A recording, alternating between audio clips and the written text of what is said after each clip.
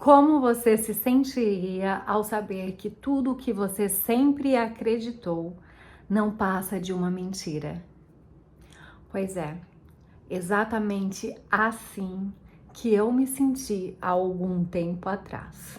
No finalzinho de agosto de 2024, para o comecinho de setembro, eu decidi começar a fazer um jejum. Nesse jejum, eu coloquei para Deus algumas perguntas que eu estava num questionamento interno meu. Eu havia me casado recentemente com o meu marido e o meu marido, ele não era da mesma religião que a minha.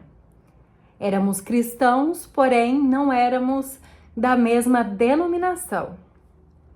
Acho que assim ficou mais fácil de compreender. E meu esposo, ele começou a fazer alguns questionamentos para mim.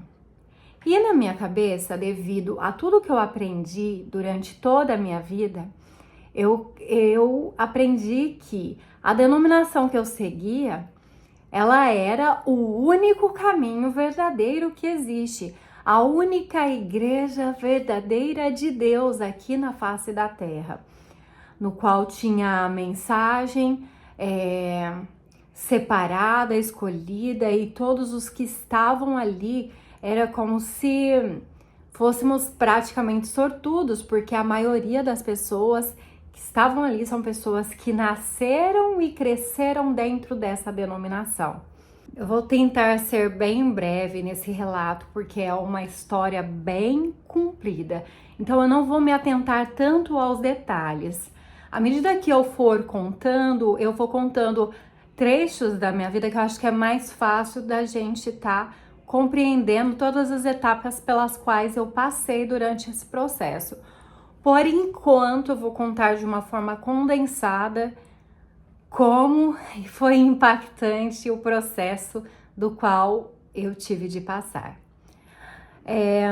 Continuando a história, eu fiz alguns questionamentos ali devido às perguntas que meu esposo fazia e eu queria que Deus me desse a resposta. Mas eu queria que a resposta fosse de acordo com aquilo do qual eu acreditava. Porque eu julgava ser a igreja verdadeira e o único caminho. Eu cresci dentro de uma bolha. Para quem não sabe, eu nasci e fui criada dentro da denominação adventista do sétimo dia. E para mim era muito agradável frequentar essa denominação. Eu tive uma ótima infância, meus pais me criaram dentro dessa denominação, era alegre estar indo à igreja aos sábados, era tudo muito feliz. Então tudo isso faz com que aquilo que foi formado em mim desde criança fosse tatuado dentro da minha alma e do meu coração, coisas que durariam para sempre e que acabariam criando dogmas dentro de mim que se tornariam raízes que futuramente iria me trazer alguns problemas. Eu fiz 3 perguntas para Deus dentro do meu jejum, dentro das quais uma delas era: Ellen White é a profetisa verdadeira do Senhor? Para quem não conhece, quem frequenta a igreja adventista e é um cristão de berço, um cristão árduo, fervoroso, que frequenta ali essa denominação, sabe que Ellen White é muito importante dentro da doutrina cristã adventista. Ela é uma das cofundadoras da Igreja Adventista e é também considerada uma profetisa à luz menor do Evangelho, ao qual dirige a luz maior, que é a palavra de Deus. Eu falava para o meu esposo que eu iria provar para ele que, na verdade, ele estava errado no modo dele pensar em alguns questionamentos em relação a Ellen White. Então eu pedi orientação a Deus. Através do meu jejum e de constantes orações, eu pedi que eu queria ouvir a voz de Deus, que Ele me desse sabedoria e discernimento para que eu pudesse provar para o meu esposo que ela realmente era uma profetisa de Deus, né? Só que em meio a esse tempo que eu estava fazendo jejum, eu já estava lendo o Novo Testamento, eu acho que pela segunda vez. A primeira vez eu li com os olhos de uma adventista e certamente eu não observei nada demais. Li por ler a palavra de Deus. Li quase que no automático, por causa que no ano bíblico é lido 3 capítulos, de 3 em 3, e muitas das vezes esse automático não permite que nós meditemos de verdade na palavra de Deus. E isso eu falo por mim. Ou meditamos de forma técnica, não algo tão profundo como realmente é a palavra de Deus. Dentro dessa pergunta, a qual foi a primeira que ele me respondeu, as outras não vêm ao caso, nem vou entrar em detalhes aqui, para ser resumido isso. Eu creio que, acho que 1 ou 2 semanas depois que eu comecei o jejum, alguns questionamentos internos começaram muito mais. Porque coisas que o meu marido perguntava sobre o gigantismo de Adão e Eva, ou as árvores do conhecimento do bem e do mal em outros planetas, ou as 9 luas, todas mencionadas pela então escritora americana Ellen White, ele me questionava onde estava escrito isso na Bíblia. Porque já que ela se autoafirmava alguém que estava escrevendo coisas e palavras de acordo com o que está escrito dentro da palavra de Deus, ela apenas amplia um pouco o versículo para que você tenha esse entendimento, aonde que se encaixa o padrão que diz que Adão e Eva eram gigantes, onde que está as 9 luas de Saturno, sendo que é um planeta gasoso e foi encontrado muito mais luas, e alguns outros questionamentos que eu não tinha resposta. Então eu pedi a ajuda de Deus para que eu pudesse então dar a resposta. E num desses questionamentos, o meu esposo, excelentíssimo, pegou e falou assim: vem aqui, eu quero te mostrar uma coisa. Só que naquele dia eu estava com a mente bem aberta, porque eu estava de fato procurando a verdade e querendo saber e conhecer a verdade.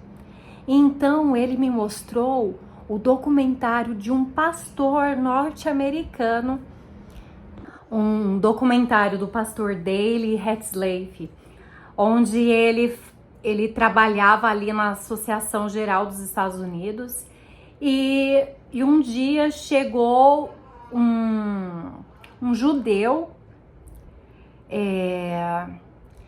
que fazia uns estudos bem aprofundados do hebraico ali, do grego, das escrituras, e questionaram esse judeu a respeito de Daniel 8:14. Qual a probabilidade daquele versículo estar falando sobre o juízo investigativo? Neste documentário, eu não prestei muita atenção de verdade. Se eu tivesse prestado, eu não teria descobrido o que eu descobri depois que o próprio Deus me mostrou. O que eu prestei atenção foi numa coisa que ele disse nesse documentário, que foi muito importante para mim tirar algumas dúvidas. Ele falou da mentira branca de Walter Rea. A Mentira Branca é um livro do qual prova que Ellen White produzia plágios de outros livros. E à medida que eu comecei a ler este livro, eu comecei a ver coisas que eu não queria ver. Mas devido aos dogmas daquilo que eu aprendi, cara, ficava assim, não pode ser, não é possível, não é possível. Mas dentro de mim o Espírito Santo falava assim, é verdade, ela não é uma profetisa verdadeira. Procure mais, investigue mais. E aquelas coisas começaram a me deixar preocupada, porque tudo aquilo que eu acreditei, eu via que estava desmoronando o meu castelo da verdade que eu acreditava. É muito complicado você crescer dentro de uma cultura, dentro de uma religião, onde você aprende que só ela é verdadeira e daí você cai em ruínas. Você descobre que as visões que ela dizia, que Ellen White dizia assim diz o Senhor, ela pegava livros de outros autores e escrevia. Simplesmente copiava. E para quem ainda tem dúvidas a respeito disso, pode procurar aí A Mentira Branca, de Walter Rea, que você vai ver, vai descobrir os plágios. Temos também o canal do Para Que Possamos, ele apresenta documentos verdadeiros, tá? Direto dos Estados Unidos, onde aqui no Brasil tem muita coisa que é oculta. E também, se você quiser investigar, você pode investigar também pelo relatório Veltman da própria Igreja Adventista, que foi criado por eles. O mais interessante de tudo isso é que, apesar deles terem comprovado os plágios e as cópias de outros autores, eles continuaram afirmando que ela dizia coisas que eram proferidas em visões inspiradas pelo Espírito Santo, o que é muito triste. Se você começar a pesquisar as visões dela, você vai dar de cara com uma pessoa doente que apresentava, sim, características de uma pessoa que estava, infelizmente, na posse do inimigo, e não uma pessoa que estava inspirada pelo Espírito Santo, saindo de si e entrando em um estágio fora do comum de alguém que está sendo usada pelo Espírito de Deus. Porém, apesar de todas essas coisas que eu descobri, eu sei que tem muita gente que vai me julgar aqui, mas o conselho que eu te dou de todo o meu coração, você não precisa acreditar em mim, não precisa. Só a dúvida no teu coração é suficiente para você se colocar de joelhos e pedir para que Deus te mostre a verdade. Que Ele te mostre a verdade verdadeira, que você não tem que acreditar em mim, mas pesquise, tá? É muita coincidência que nessa mesma época de 1844, por volta de 1844 e daí para frente, muitos movimentos se disseminaram, Mormons, Testemunhas de Jeová, Movimento Adventista, e todos eles eram parentes, tá? Todos eles eram parentes. O que fica ainda mais difícil de estar defendendo, porque em todos eles há reflexos de igualdade de algumas doutrinas que foram enraizadas ou por causa do arianismo, ou a falta da crença que Jesus era realmente Deus, ou a parte de não acreditar no Espírito Santo como parte da Trindade. Uma coisa muito estranha é que a partir de 1950 que foi-se adotada a questão do Espírito Santo na Igreja Adventista do Sétimo Dia, onde o esposo de Ellen White não acreditava na Divina Trindade. Ele não acreditava nisso. Sem contar também nas lojas maçônicas, nos símbolos maçônicos que eram encontrados ali, tanto em Ellen White como Tiago White e alguns dos fundadores da Igreja Adventista. Hoje, se você pesquisar lá no túmulo de Ellen White você vai encontrar um obelisco. É meio estranho você encontrar um obelisco no túmulo de uma pessoa que se diz cristã e tão cristã como tal era, né? Mas aqui vou deixar um pouco de lado a idoneidade de Ellen White, porque o dogma meu era tão grande, tão enraizado, que eu tinha medo de pensar que ela poderia ser uma falsa profetisa e eu estar errada, eu estar blasfemando contra a vontade de Deus. Porque você aprende, aliás, eu já havia lido cerca de mais de 20 livros dela. E todos os livros que eu li, eles deixam você com medo. Eles não te trazem alívio, mas eles te deixam em pânico, porque nada que você faz, você se sente insuficiente.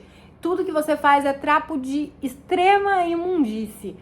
E tudo que você tenta fazer é por obras, não pela graça de Cristo. Então, realmente, era muito difícil seguir os preceitos de Ellen White. Mas lembrando que, ao mesmo tempo que eu estava orando, eu estava lendo o Novo Testamento, como eu disse no começo.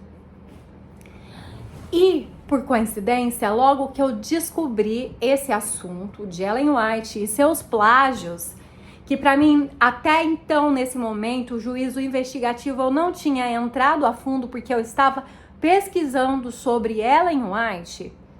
Quando eu chego em Hebreus, e isso era num sábado, meus amigos, num sábado, eu estava lendo o livro de Hebreus no sábado. Eu comecei a ler cedo e eu esmiucei o livro. E eu comecei a gritar aqui em casa. Eu falei, não, eu não acredito nisso. Eu não acredito. Eu não estou acreditando no que eu tô lendo. Cara, eu não tô acreditando nisso. E no livro de Hebreus eu vi que era feita toda uma explanação do santuário. Uma coisa interessante é que quando eu estava na igreja adventista, eu lia o livro de Hebreus e eu não percebia, porque tudo é adequado de uma forma para estar se encaixando no juízo investigativo. Mas eu nunca li o livro com tanta vontade e sede igual eu li aquele dia. Aquele dia eu comecei a ver tudo como eu acho que o Espírito Santo fez com que caísse a lente dos meus olhos, caíssem as escamas. Eu me senti como Paulo quando voltou a ver depois de ficar cego. Ali, logo no começo do livro, se explicava como é que funcionava o santuário. E fala que o santuário terrestre é apenas uma cópia do santuário celestial, o que já na igreja adventista isso é comum eles falarem.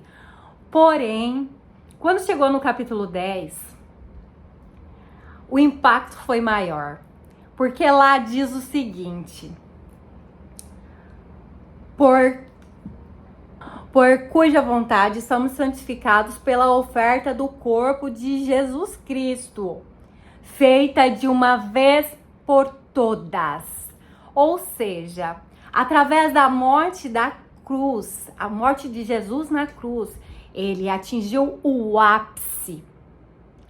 Ali no momento da crucificação, o sacrifício perfeito de Deus foi executado. E a troca do nosso pecado foi trocado pela morte de Cristo. É aí que entra a graça maravilhosa de Cristo. A graça que nos deu a redenção. Quando Jesus retorna aos céus, ele vai direto para o lugar santíssimo, gente. Ele vai e assenta à destra de Deus. E ele, então, já fica no lugar santíssimo. Logo ou mais, nos seguintes versículos de Hebreus, diz o seguinte, lá no capítulo 10, no versículo 16. Fala que esse é o pacto que Deus fará conosco naqueles dias. Ele colocará a lei no nosso coração. Vai tirar as tábuas de pedra e vai colocar nas tábuas de carne. E os pecados nossos jamais se lembraria dele novamente. Aí eu te faço a seguinte pergunta: aonde se encaixa o juízo investigativo dentro dessas afirmações. Para mim encaixar o juízo investigativo aqui, eu tenho que aceitar que o sacrifício de Cristo não foi completo na cruz. Eu teria que estar submetendo aquele sacrifício que Jesus fez na cruz como algo que foi incompleto. Mas não é isso que diz aqui no livro de Hebreus, capítulo 10, no versículo 10. Ele diz que é um sacrifício completo. E continuando lendo o capítulo, ele diz que esse sacrifício te remiu dos seus pecados e ele não vai mais se lembrar deles. Opa, no juízo investigativo não é para ficar olhando lá os pecados que foram, que tá fazendo uma investigação lá nos livros, olhando a vida da pessoa. Mas isso não é bíblico, meus amigos. Isso não está na Bíblia. Em Gálatas 1, versículo 10, diz o seguinte. Aliás, desculpe. Em Gálatas 1, 9 e 10, tá? 9 e o 10. Como eu já disse antes a vocês, agora eu digo novamente. Se algum homem pregar algum outro evangelho, além deste, da palavra de Deus, que você já recebeu, dentro disso daqui, ó, se pregar outra coisa que não está aqui dentro, gente, isso daqui é muito sério, tá? Além do que vocês já recebestes, Deus não deu autoridade para qualquer outro profeta que pregue outra mensagem daquilo que não está na palavra de Deus. Ele não deu autorização para nenhum outro profeta que pregue algo que está além da sua palavra. Isso é sério, gente. Que ele seja amaldiçoado. Se alguém pregar algo que não está aqui, essa pessoa será amaldiçoada. Pode vir até um anjo do céu com outro evangelho que não seja este. Essa pessoa será amaldiçoada. Continuando o versículo 10, diz o seguinte: o que importa? Agradar a Deus ou aos homens? A quem você tem tentado agradar? Quando eu me questionei sobre a verdade de Deus, ele me mostrou passo a passo cada coisa, por onde eu teria que procurar. Ele foi me mostrando a verdade. Conhecereis a verdade e a verdade vos libertará. Quando eu tirei Ellen White da minha vida, eu pude compreender a palavra de Deus. Eu nunca compreendi a palavra de Deus como eu compreendi quando eu tirei ela da minha vida. Na verdade, ela não é a luz menor. Ela é a luz que ofusca a luz maior na sua vida. Nós não precisamos de uma lupa para compreender a palavra de Deus. Nós precisamos unicamente da presença do Espírito Santo. Nos enchemos do Espírito de Deus em nossos corações. Não precisamos de nada além daquilo que Ele tem para nós verdadeiramente. É isso que Deus quer de você. Não seja como as pessoas que se conformam com as coisas sem questionar. Seja como os bereanos. Tirai prova de tudo aquilo que disserem a vocês. Você não tem que acreditar em mim, mas tire prova. Mas tire prova não por mim e não por outra pessoa, mas unicamente pela palavra do Senhor que estás nos céus, tá? Tire provas das coisas que já testificam de outras pessoas. Há rastros, há provas, há atitudes. Você não precisa acreditar no que os outros falam, mas procure documentos, procure a verdade, procure coisas que provam que elas são testificadas aqui, ó, unicamente na palavra de Deus e nada mais.